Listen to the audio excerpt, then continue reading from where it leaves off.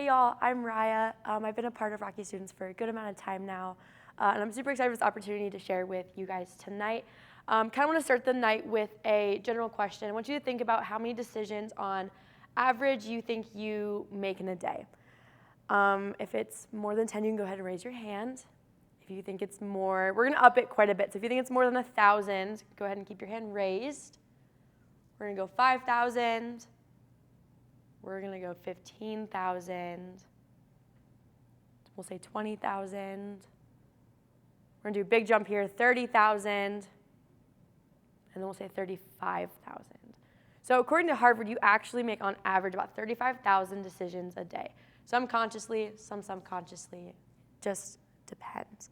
We make decisions all the day. We make decisions all the time, every day, every single day. For example, some big ones for me that I constantly am thinking about. When I get in the car, hey, am I listening to country music today? Or am I listening to rap music?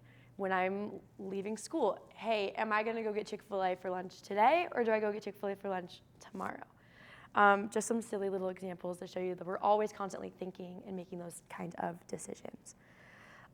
My big takeaway for tonight is the decision and the question between the idea of peace or panic in situations within our everyday life. I'm going to give you guys a hypothetical, and then I'm going to ask you to make a decision. And I'm going to be so honest, I don't really actually think this hypothetical would be super realistic for us because I just don't see it happening, but play it out with me. You're going to school, and you're hanging out with your friends like that early morning, hey, I get here, we're going to talk for a little bit, and you go to reach in your back pocket to pull out your phone, except it's not there. Are you going to choose the feeling of peace or the feeling of panic? Now, if you're like me, you're probably going to panic a little bit, only because I rely on this thing quite a bit. I use it every single day, and I know a lot of us in this room do as well. I'm going to give you the flip side of that hypothetical. Going to school, talking to your friends, early morning, you go to your back pocket to reach out and grab your phone, and you do have it. I'm going to ask you that same decision again. Are you choosing peace? Are you choosing panic? No, not panic, peace. I would also, that's a subconscious kind of decision right there. It's like, hey, if I pull out my phone, it's that peace feeling. I wanted to kind of give that quick little hypothetical so we can get the idea and the words peace and panic in our heads, since that's what a lot of today is going to look like, is that question of, hey, peace or panic. With that, though, we are going to switch kind of the definitions and how we're going to be using those words. So for the rest of today in this talking conversation with y'all, it's going to be peace is the person, which we'll circle back to in a little bit, and then panic is the world and your worldly relations you have with things. And kind of with that too, it's not necessarily, hey, what are you choosing? It's the, hey, what are you turning to? Are you turning to the person? Or are you turning to the world? Once again, we'll circle back to, hey, who is the person in a little bit. With that, though, kind of wanted to share a personal story and kind of where I'm at in my life and how I'm leaning into this quite a bit, and I'm hoping you guys lean into this with me as well. But if you don't know, I graduated high school as a junior last year, whole entire year early. Started college this year, and I'm continuing at next year. But it's one of those things where it was like, hey, that's a big season of change. It's a big season of unknowns. Or you're told one thing and then you get something completely different. So, throughout working through and still working through that story and that journey, I've had to battle with that question of, hey, am I going to choose peace or am I going to choose panic? Or am I going to choose the person or am I going to choose the world? And I think this question can be difficult to answer or easily answered depending on where your relationship with Jesus is, if you have a relationship with Jesus at all. And what I think is so beautiful is that Jesus wants a relationship with you. It's one of those things where it's a decision, once again, we're constantly making them, but it's a choice whether or not we want to have that relationship with him or not. The beauty of it all is he always wants a relationship with you. But I think with relationships in general, but specifically when it comes to your relationship with Jesus, all relationships, you have to have work from both sides. You have to have that trust, that patience, that communication, that time, that effort, not from one side, but from both sides. And I think the same goes with our relationship with Jesus. I'm going to play it out a little bit because for me, when I was told this way, it clicked for me in a way. So I'm hoping it can do the same for you guys. So I'm going to play it out as if like Jesus is here with me. We're having kind of like a conversation and we're working through this kind of idea. So Jesus is like, hey, Ryah, I want to put everything I have into you. I want to put everything I have into my relationship with you. So he's putting everything he has, everything I listed, time, communication, all of that. It's going into you and my relationship with you. And I pull up, I'm like, hey, Jesus, how's it going? Hey, listen, love that you just put everything into me and you want all these amazing things for me. Here's the thing, though. I don't think I can give you all of my everything right now. I could give you a good amount. I could give you maybe, let's say, like half of that. I can give you half. But if I'm being honest, I'm kind of going to go put my time and my attention and my energy into kind of these other worldly things, like social media, Instagram. It's asking for a good amount of my time and attention. So I'm going to put it there instead of in our relationship. And peer pressure, everyone's been just given their time, attention, effort, all of that into the peer pressure. So, I'm not going to be one to say no, so I'm going to put stuff in there. And I know that leaves me with a bunch of other amounts I can be giving to this relationship. But, I got school and I got friends and we can circle back to this and I could probably give you more later, but right now I can't give you everything. And I think this is kind of when you're subconsciously answering that question of peace or panic. And this is where it all kind of ties together in the fact of like, hey, who's the person when we're talking about the idea of peace is the person. The person is Jesus. And I think that example was a great way of kind of demonstrating that way of how we kind of can sometimes subconsciously answer that question. So for me, constantly, I feel like I am choosing panic over peace. And I'm turning to those other worldly things that are going on in my life instead of putting all of that into my relationship with Jesus. And what's interesting about it is all those other little things that I was putting all of my stuff into. Once again, it can be anything for you. It could be sports. It could be drama. It could be fill in the blank for you. But what's interesting is that whatever those categories and those things are, it's all panic. It all has a sense of panic within it. There's a Bible verse that I think kind of puts that idea more just into words, and it's kind of where I got this idea from. It's Proverbs 3:5-6. So trust in the Lord with all your heart, and do not lean on your own understanding. In all your ways acknowledge him, and he will make straight your paths. So I think that kind of just wraps everything that I kind of talked about there kind of nicely. I want to swing back to kind of in the beginning in the earlier parts of this message. I brought up the correlation between getting you guys comfortable with the idea of peace or panic with the phone bringing out, hey, what are you feeling? I'm going to use that as another example here to kind of hit the home run that you're getting the picture. I think sometimes that can be our relationship with Jesus, right? It's like, hey, yeah, Ryah, I know a relationship with Jesus is great, but I have a relationship with Jesus. I think sometimes, myself included, it can look like this. It can look like Jesus is the back phone in your pocket. It's like, hey, I know I have that relationship with him, but I'm only going to pull him out when I need him.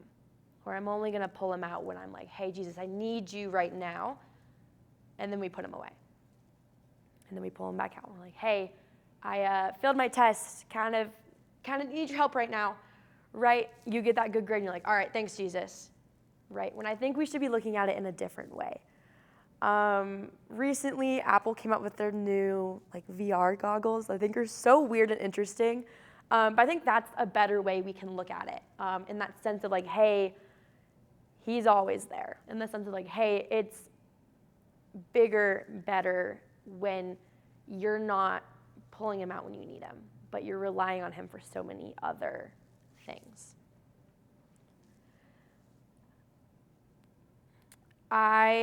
There's this saying, I think a lot of us have heard it, especially like growing up in like that middle school, high school transitional phase of like, hey, don't put all your eggs in one basket. Not smart. Spread them out so if one thing fails, you've got other options. I think this is the only time that does not apply. I think it's with your relationship with Jesus. I think if you're going to put all of your eggs into one basket, this is the basket you put it into, that relationship with Jesus. Because here's the thing. I think when you put everything you have into that basket, we'll keep calling it a basket, with Jesus and your relationship with Jesus, I think he then can fill your other baskets, but with more clarity and peace. I'm going to pause there too because it can kind of get twisted in a way of like of how you hear it maybe. If you're like, hey, Ryah, I hear that you're saying, hey, let's have a relationship with Jesus. But does that mean everything's going to go my way and everything's going to play out how I want it to? Definitely not. Just because you have a relationship with Jesus does not mean you're going to get all A's on your test. Just because you have a relationship with Jesus does not mean everything's going to work out the way you want it to. Just because you have a relationship with Jesus, it does not mean your life is going to be picture perfect. Not true. Not at all. I think where we get this kind of twisted sometimes is it's the idea of, hey, when you choose to have that relationship with Jesus, I think you have more clarity and these more other skills and aspects going into those tough times, knowing that Jesus is with you throughout all of it. You have to put first things first. And I think kind of all of those little examples that I gave you kind of showed that. And I think right now we kind of have it mixed up. I think we have it twisted in a way. I don't think we have our first things first. Because I think if you choose to give it all to Jesus, you'll find all the things that you can't find in the world. With, once again, is that question of, hey, peace or panic? Because going into tonight, we said, hey, panic is going to be the world. I think we get so caught up in the world that we forget to catch up with Jesus and our relationship with him.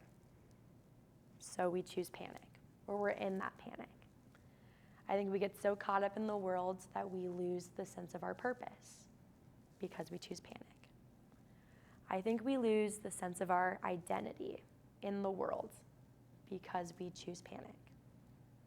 And what's so beautiful is that you can find all of those things, your identity, your purpose, in Jesus and your relationship with him.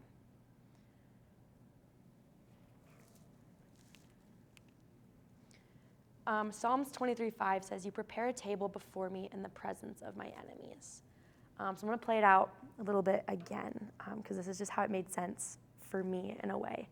But I think it's one of those things where we all have, and we keep using the word peace and panic. Those are the two words tonight.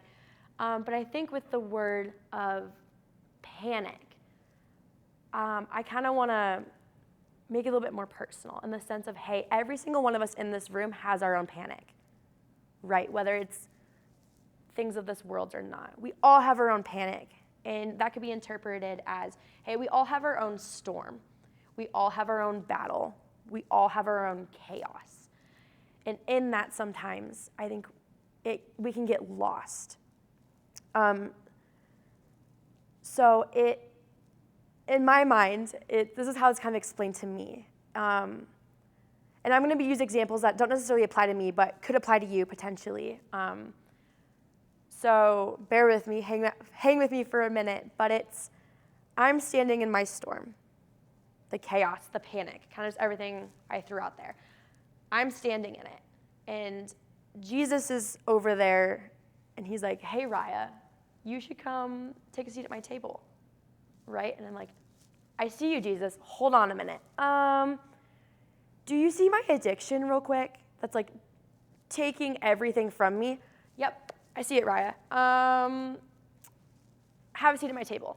Right. Jesus, do you see my parents' marriage falling apart? He's telling me to come sit at his table. Yet I choose to stay in the panic of the world. Jesus keeps inviting me to his table, He prepares a table for me in the presence of my enemies, the enemies being the world and the panic. And I think right there, making that decision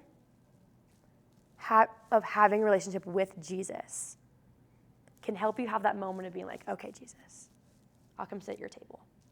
And I think at that table, you're going to find that peace. You're going to find that calm.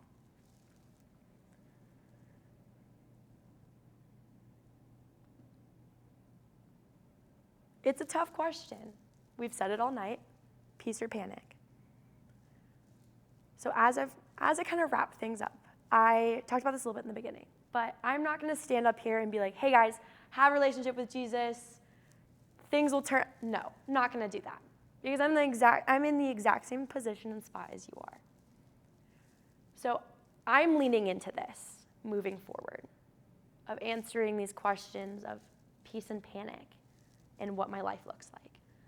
And I'm going to ask that you guys lean into it with me. This is a journey we can all go on and walk through together as we all lean into this.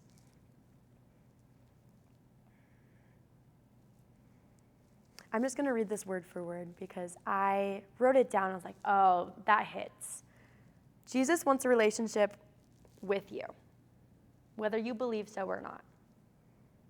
And the closer you grow to Jesus, the more clarity you'll have on the things of this world that cause you that panic.